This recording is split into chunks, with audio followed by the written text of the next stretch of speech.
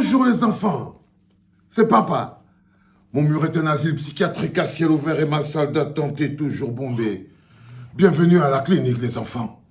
Vous savez les gars, je me suis jamais vraiment beaucoup lancé dans les histoires de panafricanisme là, parce que je reste persuadé que c'est pas la chose la plus importante pour le moment. C'est-à-dire que les luttes panafricaines auront beaucoup de sens lorsque les pays africains seront libres par eux-mêmes, ayant des dirigeants élus par les Africains, dont les bagarres internes à l'intérieur des pays, les luttes politiques sont d'abord plus importantes parce qu'il n'y a que les hommes libres qui défendent leur indépendance. Quand vous avez encore des pays qui fonctionnent comme des colonies, autant il faut d'abord se battre pour que ces pays-là puissent au moins avoir les dirigeants élus par le peuple. Moi, ça a toujours été mon process et je suis toujours resté là-dedans. Mais Marine Le Pen, figure de proue de l'extrême droite française. En ce moment, en France, on peut dire qu'elle est dans l'opposition. Donc, elle est dans l'opposition. Elle se déplace, on me dit, en voyage diplomatique au Tchad.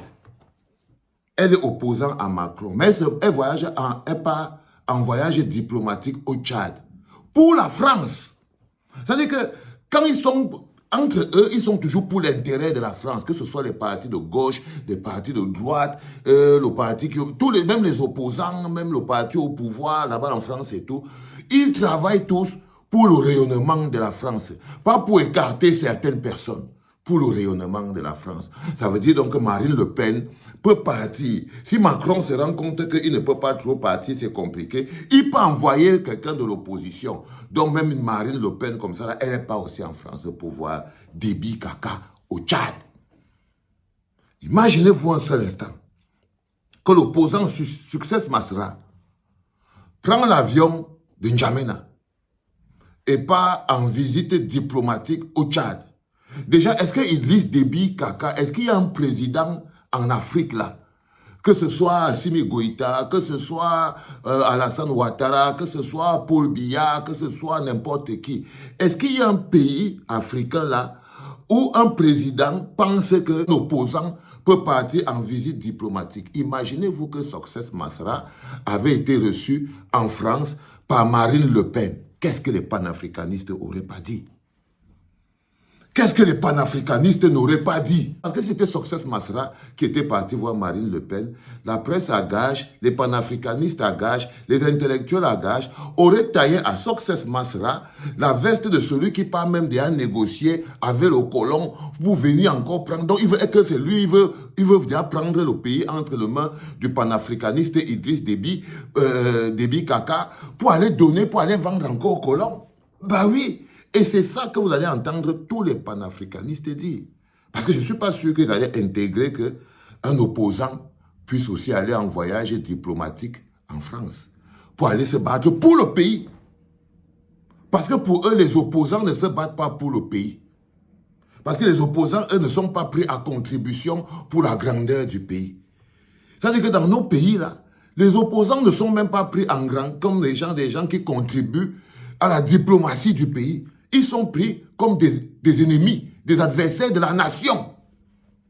Des adversaires de la nation. C'est-à-dire que quand vous avez des pays où les opposants sont considérés comme étant les adversaires de la nation, pas les régimes. Alors que vous voyez un pays comme la France, qu'ils soient de gauche ou de droite, ils parlent tous pour le rayonnement de la France. Mais quand vous revenez en Afrique, les opposants sont considérés comme des ennemis de la paix, les adversaires de la nation, les gens qu'on doit mettre en prison. Ils ont le traitement des grands bandits. C'est-à-dire que leur connaissance, leur capacité, leur niveau politique, leur niveau d'entrée, tout ça là, ça ne compte, ils ne sont utilisés à rien pour la grandeur du pays.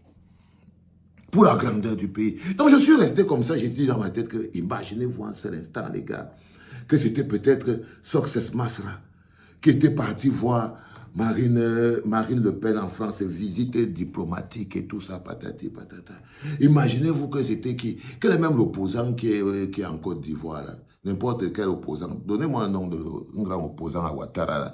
S'il était un grand opposant à Ouattara qui part là-bas, au Cameroun alors, imaginez-vous seulement que Maurice Kamto prend l'avion pour partir voir en visite diplomatique chez Ouattara, chez Marine Le Pen.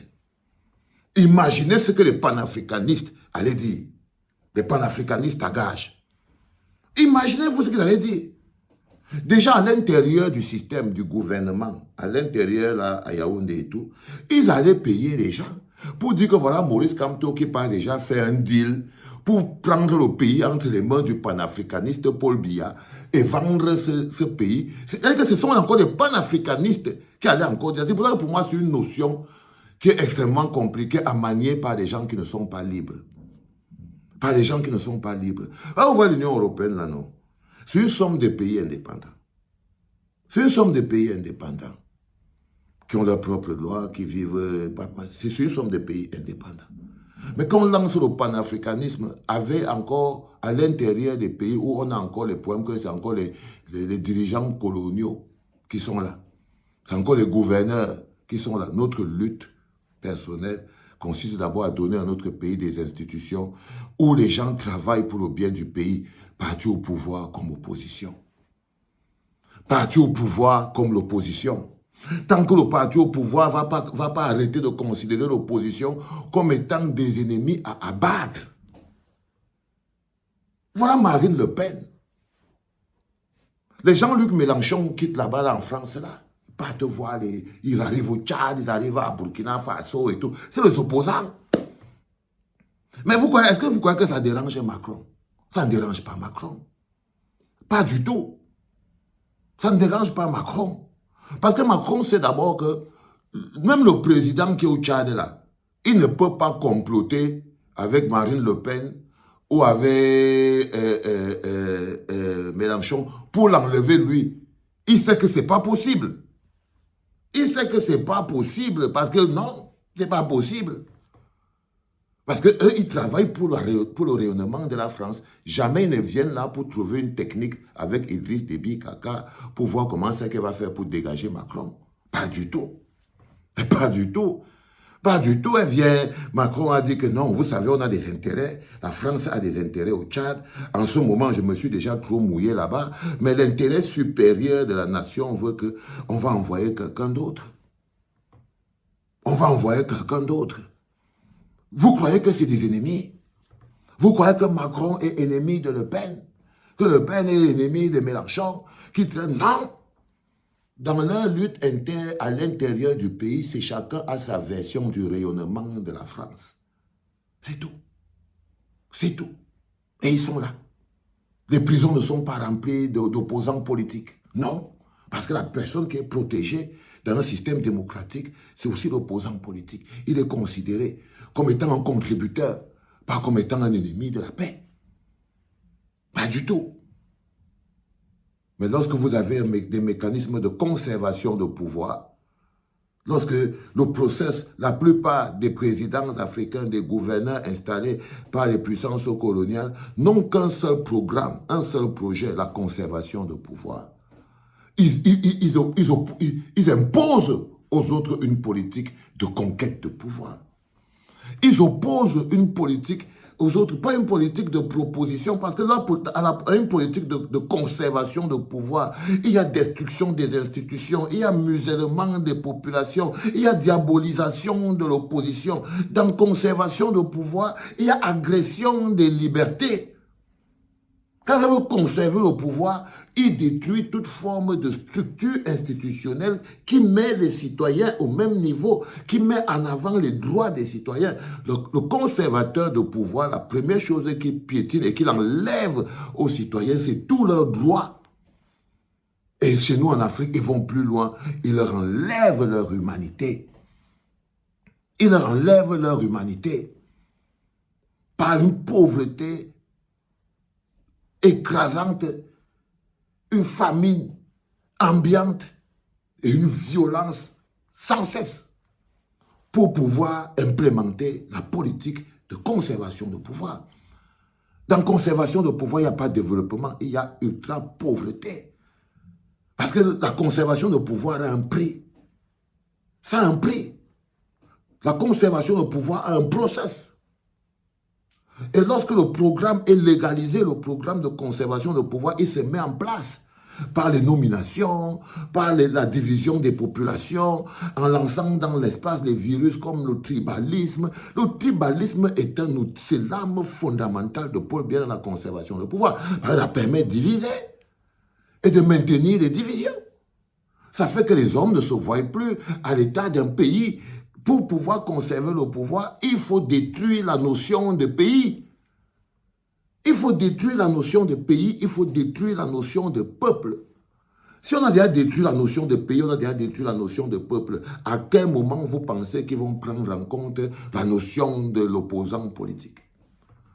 Non, dans ce contexte-là, l'opposant politique est un ennemi à abattre. Et on le force à la défensive. Regardez Maurice Kamto.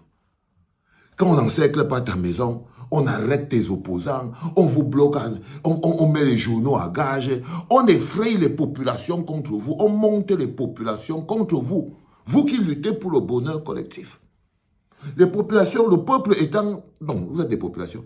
Les populations étant donc déjà divisées et éparses, malléables par 40 ans de conservation de pouvoir, chaque virus qu'on peut injecter dans cet environnement prospère. Ça prospère. Ça prospère. Donc, on est encore vraiment dans le basique de nos luttes. Regardez donc, dans la plupart des États, on est dans cet État-là. À quel moment vous arrivez à trouver une solution pour le franc CFA? Si les petits problèmes comme ceux-là, même d'abord, qui aboutissent au manger, au boire et tout, vous avez fait le franc CFA alors que vous ne mangez pas. Alors que vous ne mangez pas.